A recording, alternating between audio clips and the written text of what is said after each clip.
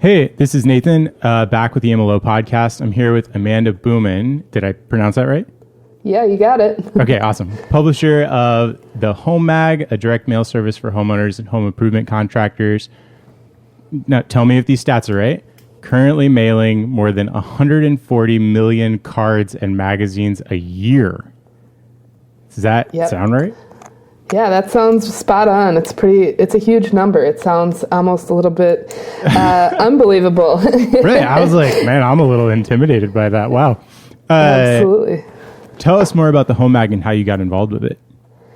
Sure. So the Home Mag itself was started in 2002 by Sean and Debbie Campbell in Southwest Florida. They actually came over from South Africa. They came over here with the idea that they wanted to build a business that could be duplicated and replicated, multiple times. And the U.S. gave them that opportunity where they thought, we could multiply something 20 times, 30, 40, 50. And so when they got here, they weren't sure what they were going to do, but they bought a house and started renovating it. And they realized that they didn't have a resource like they did back in South Africa, which was this home improvement guide magazine. And at that time, back in 2002, they were still, using the yellow pages, kind of trying to thumb through that. And they decided, well, this is something that we need here. We need this in the U.S. So they opened, hats off to them with nothing but, an idea in their head. They went out and sold these pages of a home improvement catalog to 24 businesses and put together this beautiful first magazine in 2002 and sent that out to 100,000 homeowners in the Southwest Florida area. And they got first magazine out. And so fast forward 18 years, here we are, 60 locations, like you said, mailing over 140 million magazines and inserts. And we're 60 locations around the U.S. So that's made up of franchises and corporate magazines. And what I think one of the coolest things that I like about the Home Mag to hear about all the growth is that it's been all organic. So the Home Mag hasn't had to go to like franchise fairs and stuff like that, like a lot of companies will do. Yeah. It's been people that have friends of other franchise owners, people that use the magazine. So that's where we come into play. We have a bathroom modeling business in Salt Lake City, and we started advertising in the Home Mag. And so we, it was one of those things where they had pursued us for quite a while, and finally we just decided to jump in. And we just fell in love with this company. The people are wholesome. They do things the right way. And so we decided, let's check this out in the Twin Cities area. So we launched here in March of 2017. And it's been a fun ride so far, and it's really been enjoyable to help grow all these businesses that we've been able to partner with over the years. Whew. That's a heck of a story. I'm sure, based on your explanation, I think that you've told that story more than one time at least. A couple times. That's incredible. I wish that I had that level of gumption. Next question that I wanted to ask is, so you started in 2017, which is awesome. Mm-hmm. And as far as I know, you've seen a pretty rapid rise. What were you doing? So 2017 is fairly recent. What were you doing before you got to the Home Mag? Did you intentionally seek out something in renovation and contracting, or how'd you fall into this? Sure. So I was in the insurance industry before this, actually. I was working at an insurance agency, had a great team behind me. And I loved it. I love everything about insurance. I'm still kind of passionate about it. Love talking to, we all love to give advice to our friends and family. So I still enjoy giving that unsolicited insurance advice. But at the end of the day, it was, an admirable career, but it was just not the funnest. It was fun when I got to tell people that I can replace their home and things like that, but that's not what people don't seek, So I realized that I really did enjoy helping the small businesses that I insured. And that was a passion of mine. So when this opportunity kind of all surrounded itself with the Home Mag, I realized that that's really something that I wanted to jump on board with, being able to help people grow a business is, just so much fun every day to really see those outcomes. And so that's why I kind of jumped ship and came over. And, it's been a wild ride, but it's been a good one. Oh, especially lately. Well, I won't dive down that rabbit hole, but, as a person who needs both, because I'm not just like, we run a marketing agency, we're dedicated to all the home services, but I'm also a customer, right? I talk about this all the time. I've been a pretty significant customer in the last 6 or 7 months, actually, which I think the industry as a whole is experiencing. But I actually home renovation and contracting have become like not just consumer services, like what I'm talking about right now, but they've also become really relevant in pop culture. So like HGTV, home renovation shows, we're actually watching, my wife and I love those shows ourselves. We're watching this newest one called like My Dream Disaster Home or something that. Right? Of course it's European, like we've used up most of the American shows, but, and we're still like, okay, on to the next one. But these generally, even that show, which is literally called like My Dream Disaster Home or something like that, very similar. It kind of makes renovation and contracting like seem kind of easy and exciting, and it's like this fun journey. And especially some of the like the HGTV ones we've seen, they make it feel like, oh, it's really profitable and you live kind of, and like, but it's really challenging, actually, right? Right. Absolutely. Now, I was just talking with a client yesterday at lunch, and they'll get calls and say, I want you to build me a deck, and I need it done in 2 weeks. And that's what those shows portray. Like, sure, you can have a deck in a week, but in reality, we can't even pull a permit that fast if we didn't have a backlog of work to do already. And so, yes, it definitely sets a challenge for any of these home improvement clients. Number one, on expectations like that, and really, I found we all value reviews and things like that in our businesses, and I enjoy reading these reviews for my clients and things like that, and personally. But people do not have their expectations versus reality are so different. Anybody that's doing siding, windows, things like that, we are weather dependent. So if I say I'm going to be there on a Thursday at 2 and, it storms all week and you're pushed out to next week, people have just like become so intensified on, the promise you gave me, this and that. So I think it's really set things up for disaster in some ways with just expectations as a whole with people. But, overall, I love those shows as well. I think all of my clients do too. But we just need to make sure that we manage, reality versus TV, even though they might be reality shows.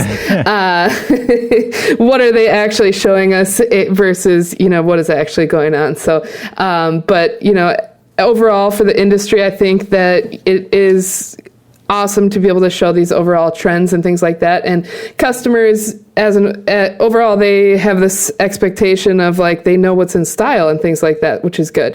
So there's not as much back and forth. They know what they want. But yeah, obviously timing and things like that are not realistic. So clearly it's setting up.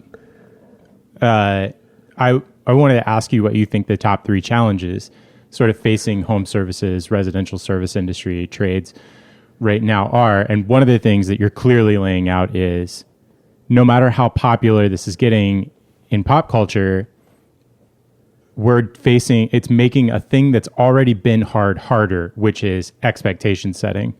Right. And then if you could add like the other 2, what do you think the next top 2 issues are that you guys are facing or that you're facing, your customers are facing?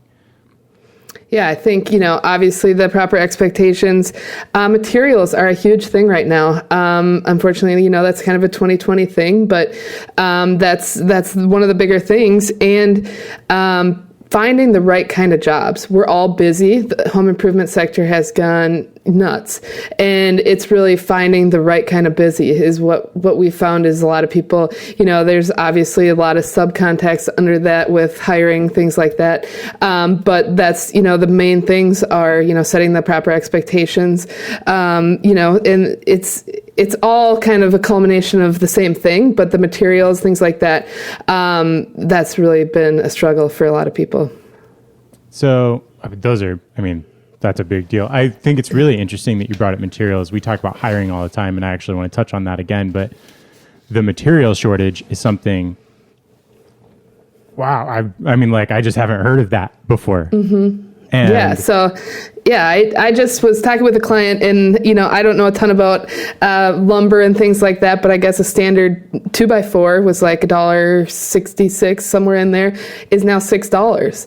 Wow. And so it's insane. So it's all kind of coming back to us now. What was happening in March? Everything shut down for that time, and it's not. I just bought a car, and the inventory for cars, there's like nothing. It's every industry, so it's not just ours. So we're all kind of in the same boat.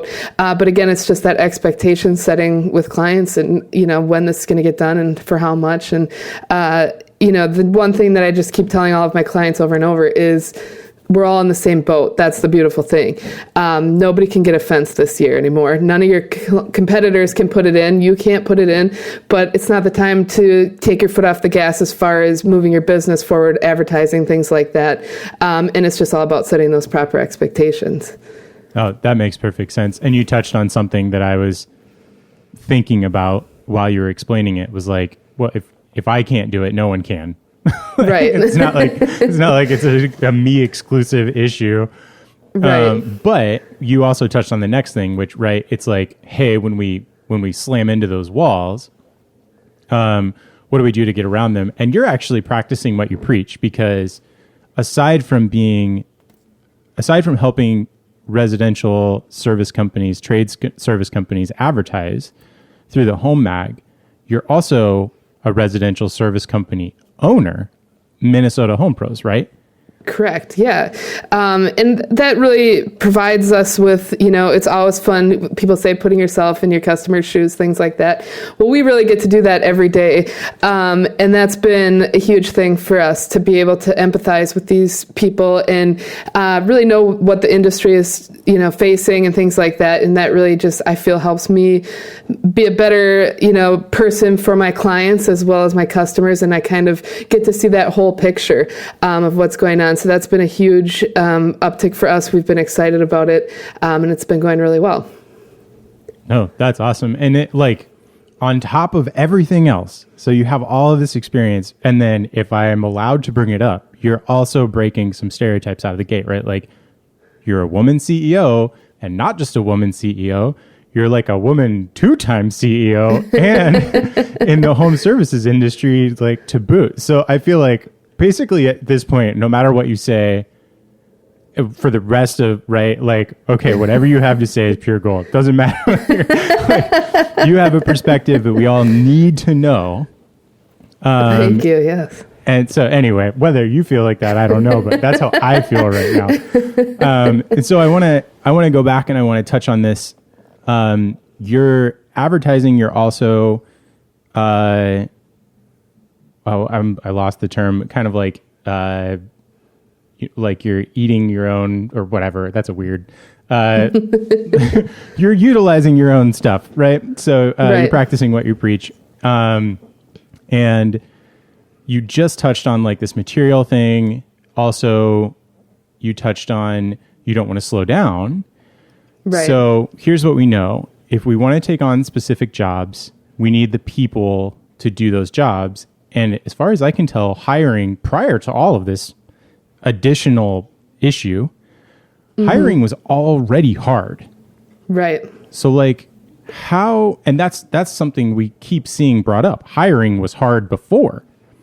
Right. How are you navigating hiring now? Right. It's, I think I've been told since the start of my career is recruiting is always going to be that number one thing that you need to be doing. And I've really, practiced that. I'm always interviewing. I've always been interviewing. Right now I don't have a spot, but always connecting with those like-minded people has been a huge help. And the other thing is I've recently found within the last year or so is networking. It's so huge. We join those BNI groups for hopefully more leads and things like that. But when it comes down to I need XYZ and now, Susie quit and what am I going to do?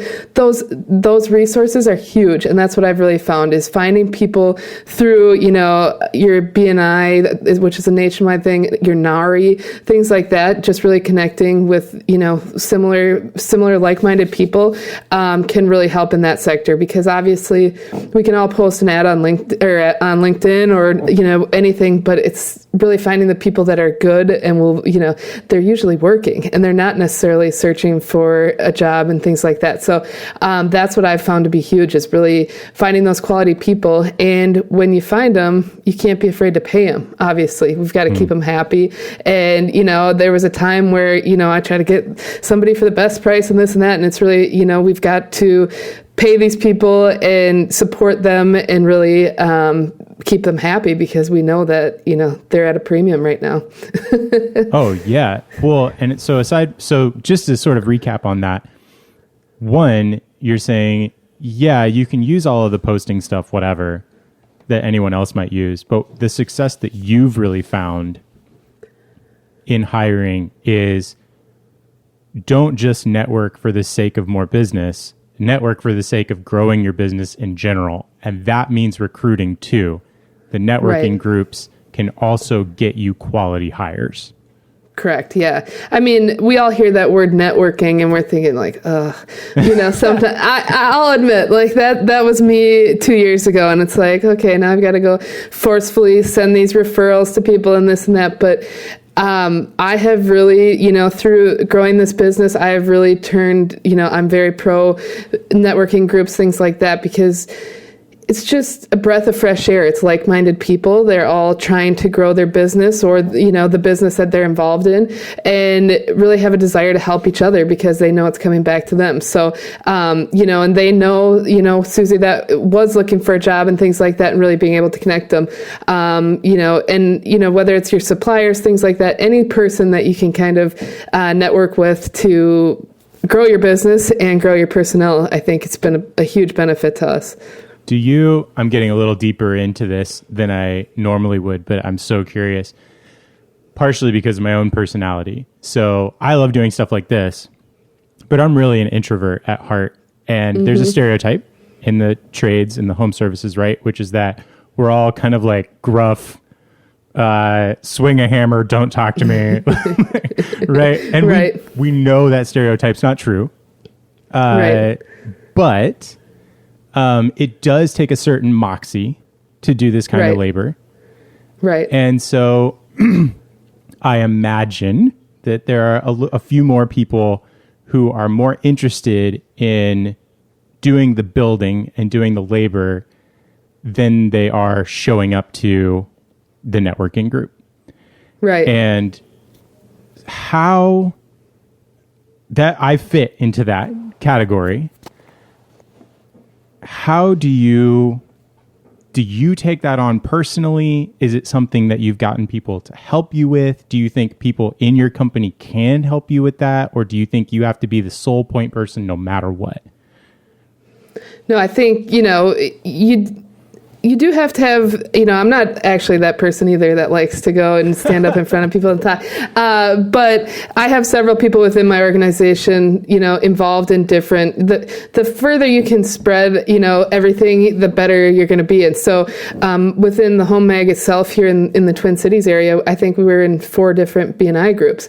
And so, and that's just widening our, whatever we can do to help people. We're sending referrals, they're sending them to us. And I hear my employees talking like, hey, do you know a subcontractor that could do painting, this and that? And they're sending it off to their BNI. So the more, you just, building that network within, whatever city you're in, whatever metro, just will come back to you. Just, I always live by, you can get everything you want by helping enough people get what they want. And that's really what BNI is about and things like that. And not just BNI, but anything you can network in, I think is a huge benefit. Do you feel like so clearly focusing on networking, and like you said, which I love your answer, does it have to just be me? And the answer is not only no, but also it shouldn't. Exactly. It shouldn't just be you. Exactly. Oh, that's awesome. That's going to be one of our little LinkedIn posts right there. Like, Amanda, should it just be you? No. Do you feel like you've clearly steered us away from some of the more traditional, one might say, easy to grab ways to look at hiring, right? Right. And you've said, look, if you want to do the quality thing, which is you have to actually be in communication and relationship with people. You have to be networking. We got to get past the weirdness of that word to encapsulate what it actually means, which is build genuine relationships and be useful to each other. And do you feel like then marketing, website, SEO, the whole shebang, whatever, how do you feel like that plays in any way, even if it doesn't, to your hiring efforts, how it helps you during your hiring conversations? You know, I think we certainly have to get creative in whatever way we can right now, you know, beyond what we had just spoken about. But I think that LinkedIn is always going to be huge. I think, you know, I do a lot of inboxing, things like that with prospects. And I think it's so important to, number one, have that updated, obviously, for everybody out there. But I've just talked to clients that have put up billboards to hire people. I've seen commercials for home service companies hiring people. We have people putting it in their ads in our magazine. So I think we really just have to look above and beyond the traditional, like, I'm going to put an ad on online and then I'm going to get 100 applicants and I'm going to choose the best one. That's like, those times are gone, I think. And we're coming up against a lot of different challenges. Why, you know, people wanting to work, things like that. But I think, you know, any way that you can get the word out helps. And obviously SEO, digital, everything all has its place and works together. So I definitely think there is still a benefit. You've got to have yourself out there.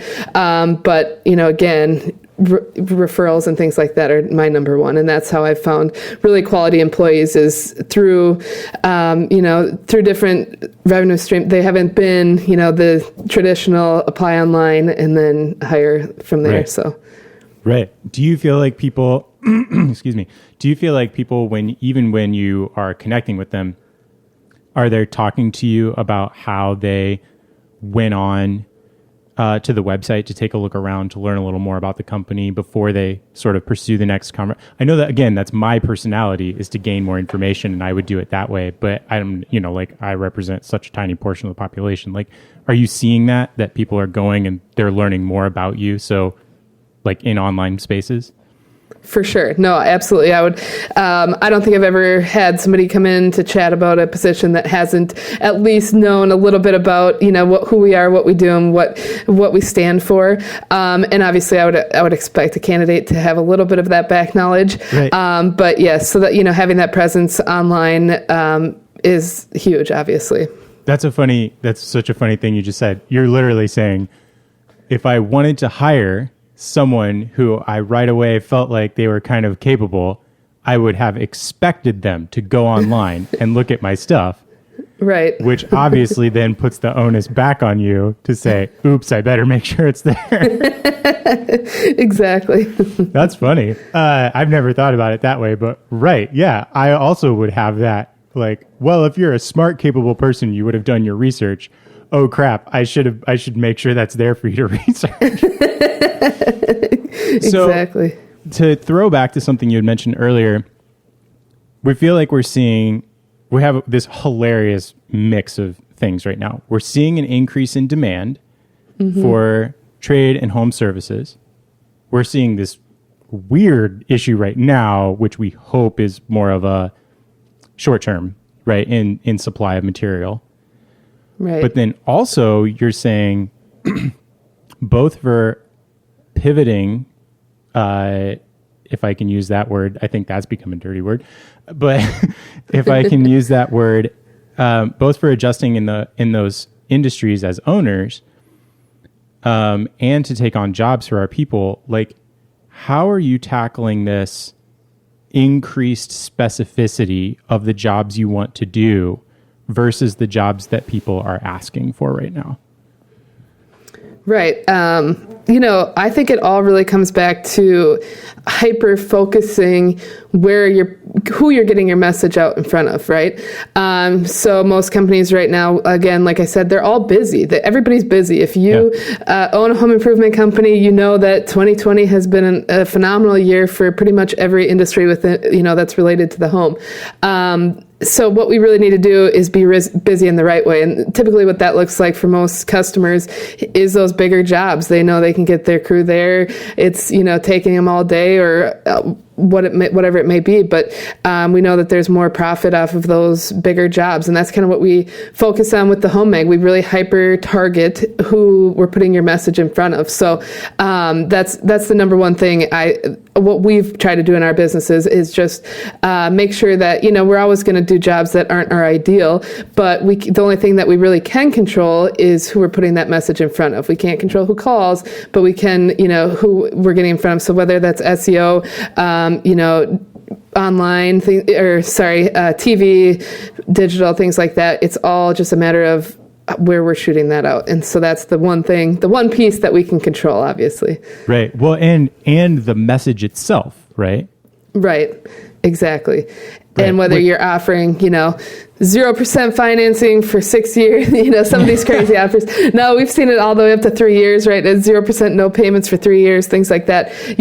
What demographic is that targeting versus the other thing? So that's really where we try to, fine tune that message. Yeah. Who are your clients? What do they want? Now we can establish a message that actually relates to them. We already know how to target those people now that we know who they are. Exactly. It becomes a question of what we say to them. Exactly. No, it makes perfect sense to me. I don't know if you're familiar with the framework. I recently became StoryBrand certified. And that's like the framework they operate in. Focus on the customer first. What do they want? What pains do they have? How are you going to help them with that? And that message is what starts everything, right? I literally have it down here on my whiteboard. I like to write down things that I'm like, I need to memorize this. And in giant orange letters, it says, better marketing starts with better copy. And better copy comes from knowing who your customer is and what they want. Exactly. So everything you're saying, that's perfect. I'm just glad you're agreeing with the stuff I was thinking. Exactly. And, we always say it too. If, we all have these things that, that didn't work, this didn't work, our marketing, we all throw this money up into the air and hopefully it's trickling down. Right. And we always say, if one ad doesn't work, it's funny. We tend to think like, okay, XYZ doesn't work because we tried that once and it didn't work for me. Okay, but you don't say that, Facebook marketing doesn't work because we tried that once, so Facebook's terrible. It's the brand, the messaging wasn't correct. So that's what we try to really coach our clients on is like, okay, let's not look at like, this didn't work. We know we're mailing it. We know this is how it's going. This, it's going to the right demographics.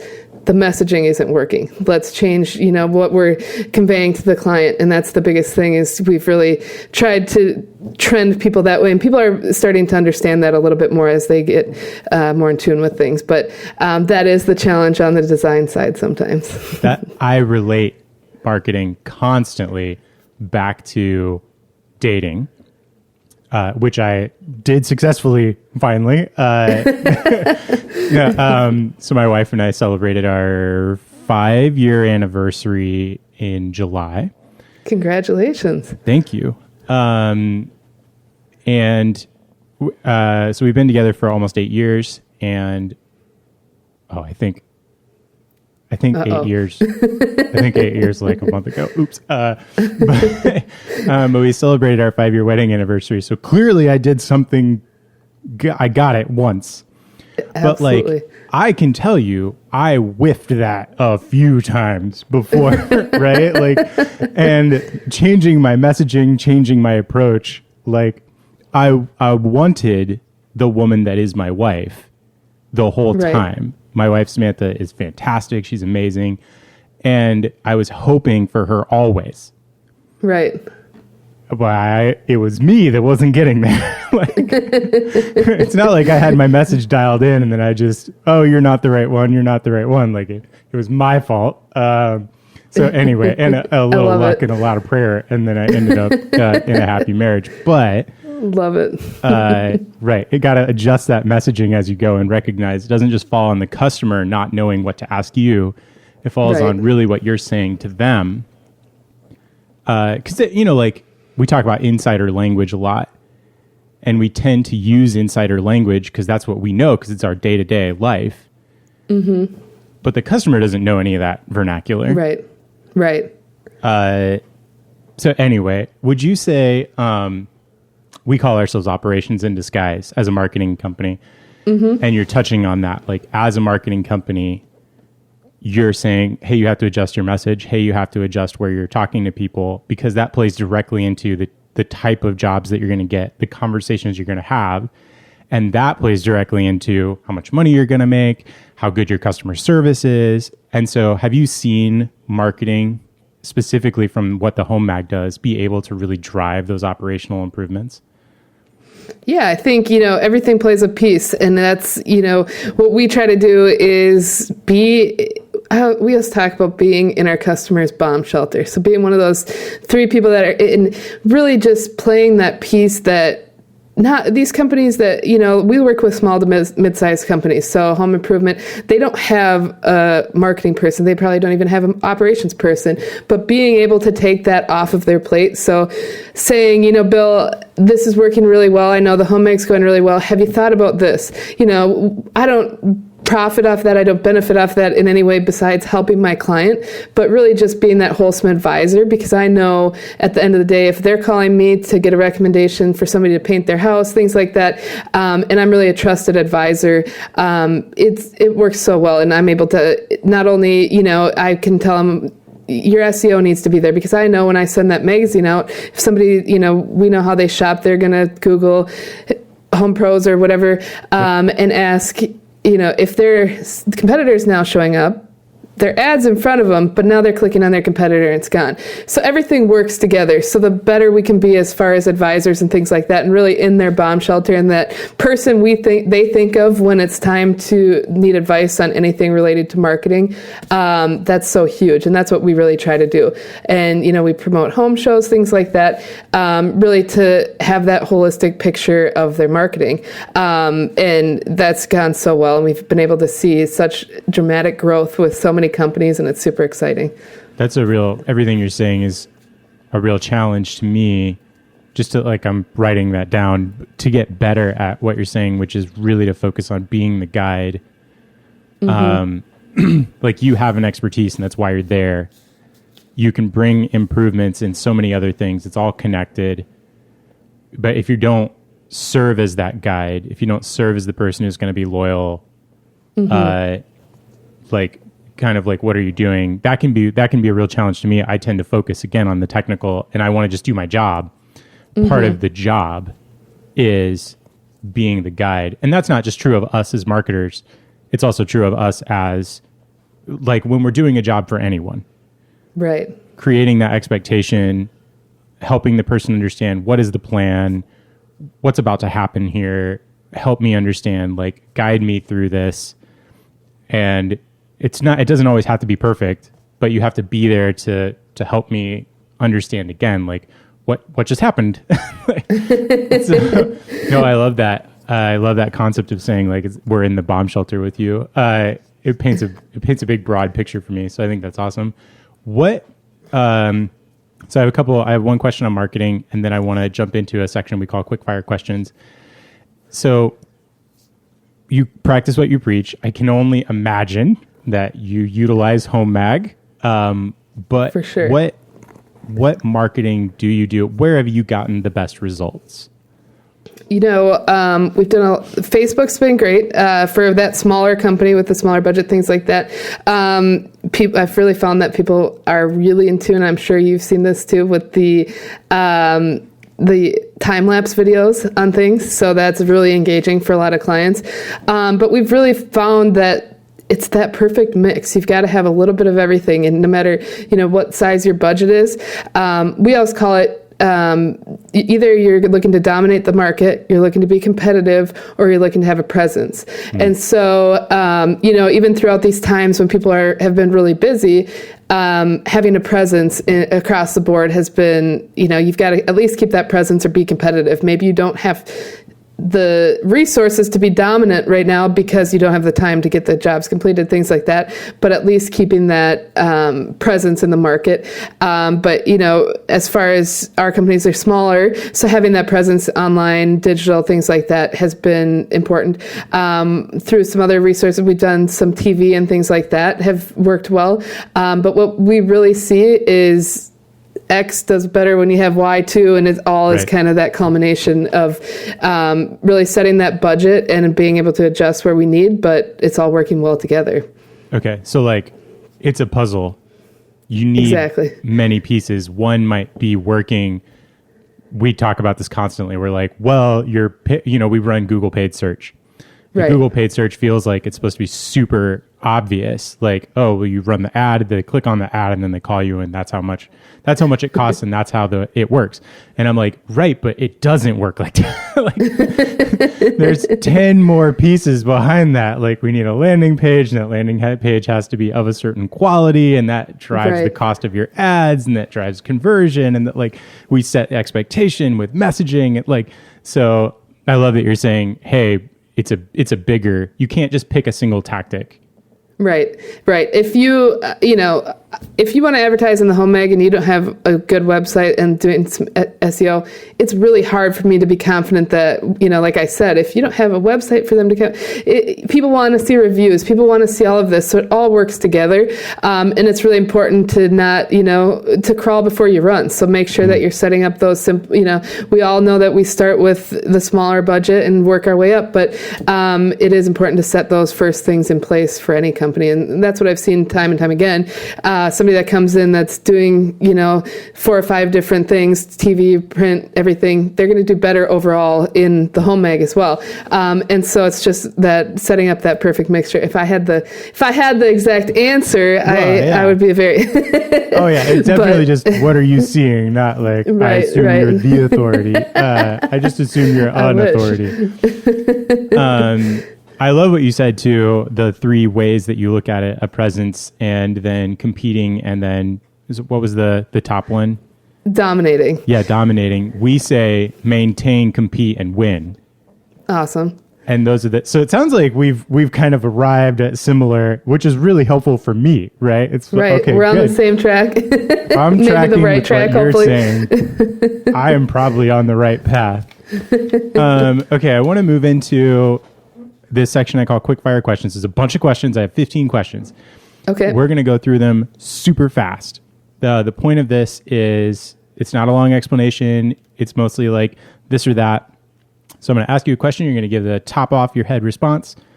And that's it. And so are you ready for quick fire questions? I'm ready. Awesome. Okay. So texts schedule themselves or use Dispatch? Dispatch for sure.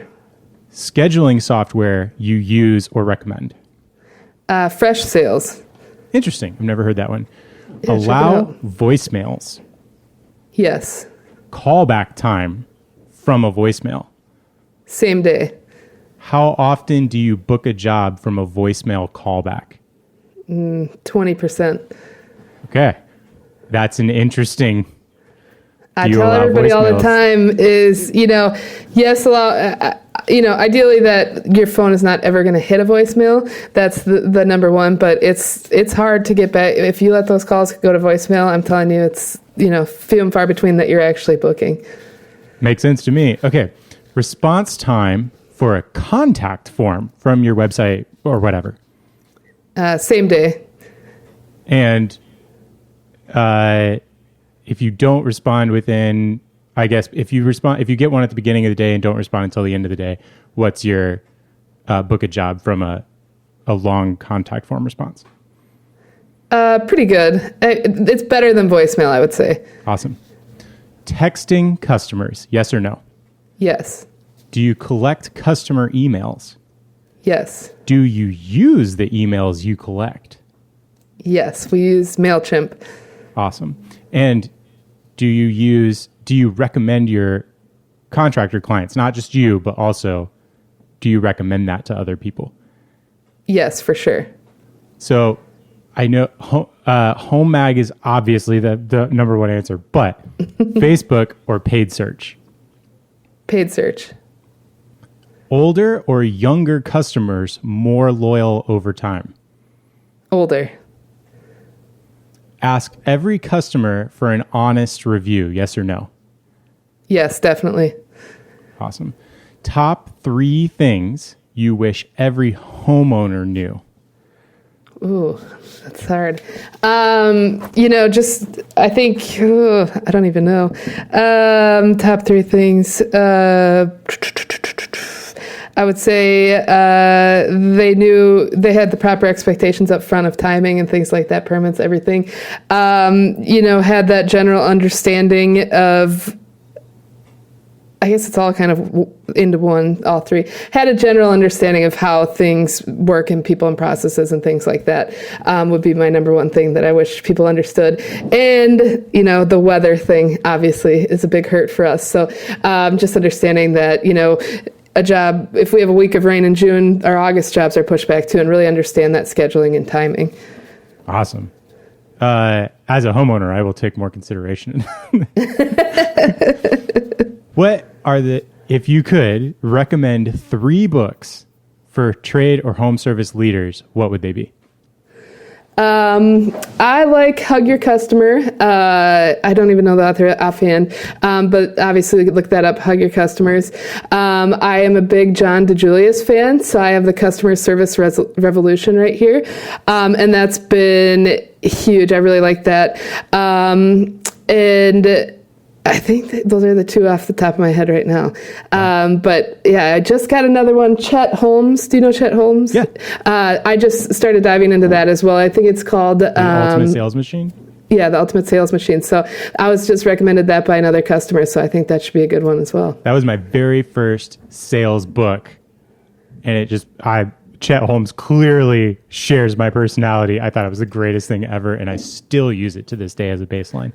That's awesome. I'm just getting started on it, so I'm excited. I love it. Some of the tactics are outdated, FYI, but right. The principles are rock solid. Who should be our next guest? I think the Hook Agency for sure. Definitely should be the next one. Beyond that, I think you should look for... I don't even know. The Hook Agency. No, that's awesome. That's awesome. Some client is going to call you up and be like, I can't believe you didn't recommend. I know. I'll send you a whole list. I've got a lot of good guys. Oh, that would be awesome. We would love to have them all on. We want to hear what they have to say. Absolutely. First of all, thank you so much. That's the end of Quickfire Questions. You did fantastic. Also, you've been an amazing guest. I've written down so many things that you've said, and also I'm lucky because I have the recording. And so much of what you said has just been absolute gold. We're going to be able to take that away and make a bunch of improvements. I hope other people who are listening can as well. Just in closing, if people want to know more about you and what you do, where can they find you? Absolutely.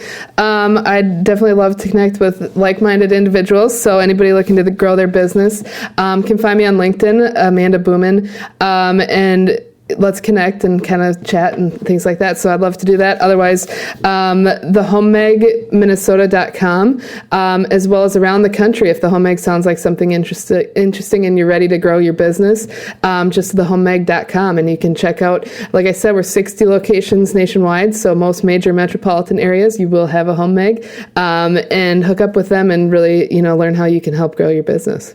That's awesome. And just final call, anything else you want to throw out there before we shut it down? I think that's it.